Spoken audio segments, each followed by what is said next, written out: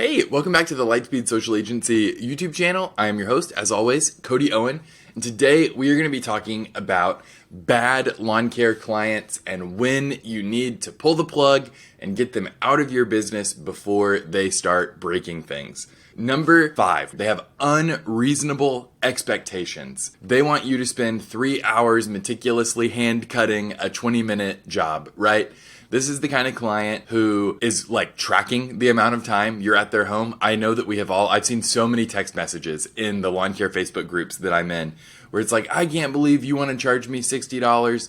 Your team of 4 guys was only here for 10 minutes. And it's like, yeah, but that's 40 minutes, right? Like they don't understand how time works and they're never going to be reasonable. They're going to turn into one of these other clients that we're going to talk about down the road. Number 4, constant callbacks. Once or twice is fine. It might help you figure out what they need to be at 100%, 110% satisfaction with you.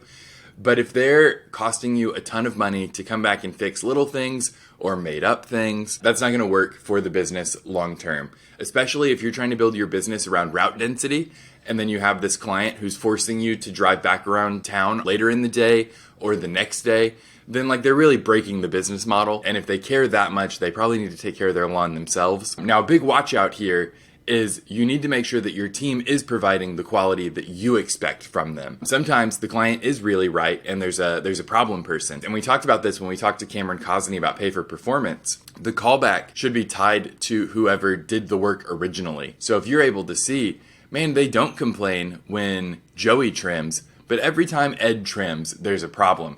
Then there might be something that Ed needs to be retrained on, or the problem may lie deeper with Ed and he may need to be cut loose. Number 3, they don't like your work. If they complain all the time, if they leave a bad review, maybe on multiple platforms, then they're probably never going to be your favorite customer and you're never going to be their favorite lawn care provider. If you have gotten off on the wrong foot with someone and you haven't been able to win it back, it might be time to send them packing before they get the idea to leave multiple bad reviews. This matters because you're a pro. And if they don't like your work, it can hurt you and your team's reputation in the long run. It might be best to just cut ties with this kind of customer. Number 2, late payments. If it is someone who doesn't pay on time, look, you run a business, you're here to make a profit, to pay yourself, to pay your guys. You're not working for free, right? If you're spending time to chase them down, that time has a value. There's an opportunity cost there, and it's making the job less profitable than you priced it at. Now, this is why most lawn care companies charge credit cards. This might be the person who has given you maybe their lowest limit credit card or something, and it's always coming back right at the limit, and you can't charge your services to it. You might need to tell them to use a different card or that they need to leave. Number 1, this is the most important reason to get rid of a client: disrespectful behavior.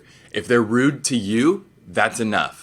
If they're rude to your team, that's a recipe for disaster. Now you have a client who is disrupting the morale of your team. We all know how hard it is to hire. If it has been a long time since you have been in a customer-facing position where you did not own the company, it may be hard for you to remember what a morale booster it was when your manager or the business owner stood up for you against a customer. I worked in a lot of restaurants growing up. I worked phone support at a company a lot of you know about. And when a customer disrespected me in some places I worked, I was just expected to take it. Maybe I ended up medicated at some point to deal with the stomach ulcers from that. But I can tell you that one time at the restaurant, there was a guy, I had taken over a table from someone. They had told me hey, this guy's cut off. He can't drink anymore. He's already a little bit belligerent. And this is a movie theater that he's being drunk and belligerent in the movie. So I told my manager hey, he has not paid his check. And she came in and this manager was, I'm a big guy. I'm 6'1", decent sized guy at the time. And this manager is a foot and a half shorter than me. She goes up to his table and is hey, you need to pay. And he is I pay my bills. He's yelling. It's you're the only person left here. What do you mean that you pay? You haven't. And she just told him you need to pay. She went and ran the credit card. She went back and then she was and you need to tip your server for dealing with you.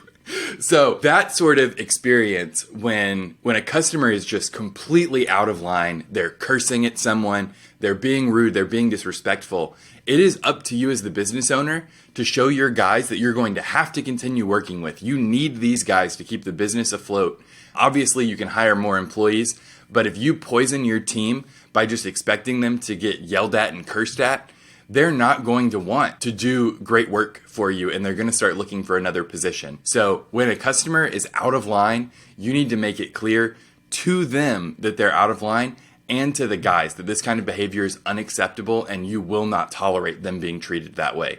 That is the sort of thing you can do that is a culture win that's going to pay dividends forever. Okay, so we've talked about the 5 terrible clients. I guess they're not the 4 horsemen, but they're close. So how do you save a bad client? You need to evaluate how you performed in this situation. Did you communicate effectively? This looks like looking back over any written communication that you sent, double checking the email, make sure that expectations were set at the outset and that they match. If everything happened over the phone, this can be harder. You have to ask yourself, what do I normally say when I'm talking to a prospective client? I know from talking to a lot of potential customers on the phone that I have chunks of dialogue that I go through a lot. And so I feel really confident knowing that I said these things on the phone. But it's really good to always have things outlined in email so that you know that you set the correct expectations. You want to give them a chance to correct their behavior. You can send a polite, professional email. I would suggest that you move things to writing unless you are interrupting a client berating an employee in the field. If there is a pattern with this customer, maybe they're 2 and 5 on that list, don't hesitate to fire them. Look, you will never regret the feeling of relief that comes from getting a customer out of the business who treats you poorly. How do you fire a bad client? The first thing is you're going to send a polite, professional email. You're going to say, "Dear client name, I'm reaching out to you with regards to our lawn care services. After careful consideration, we have made the difficult decision to discontinue our services to your property." Include a brief explainer. You can be completely transparent with them and tell them it's because of XYZ, or you can spin it a little bit and say that, clearly our services just aren't up to the standard of care that you need for your lawn. We would encourage you to try another provider in our market. End with a polite, professional, "Thank you for the opportunity to work with you. We wish you all the best," and just close it down from there. We have a template for this kind of email on our blog this week that will be linked down below. That will give you something you can copy and paste so that you have it at the ready. Remember it next time you are needing to fire a bad client. Look, firing bad clients, we talked to Chad Curry about firing employees, and he said hire fast, fire faster. With customers, trust your gut. When someone gives you the heebie-jeebies, you know that, hey, they're probably not going to work out. You've been in this business for long enough that you should trust your instincts. Don't chase bad money. If you know that this is going to end up not being profitable because you're going to sink hours into dealing with this customer, then it's not worth it. Just don't add them. Go after the next lead. The effort you could have spent dealing with that client every week, every month, you could put into your marketing and get 10 people who aren't going to be like that. If you want to clone your best clients, if you want to trim the fat, get rid of the bad ones, and clone your best clients, start growing at Lightspeed, you can schedule a call with me. My calendar link is in the video description. We've added that recently, and I would love to talk to you about how we can come alongside you and grow your business in a way that serves the efficiencies that you have built in, all of that route density, all that good stuff. We are here to help you grow. Hey, I will see you next week.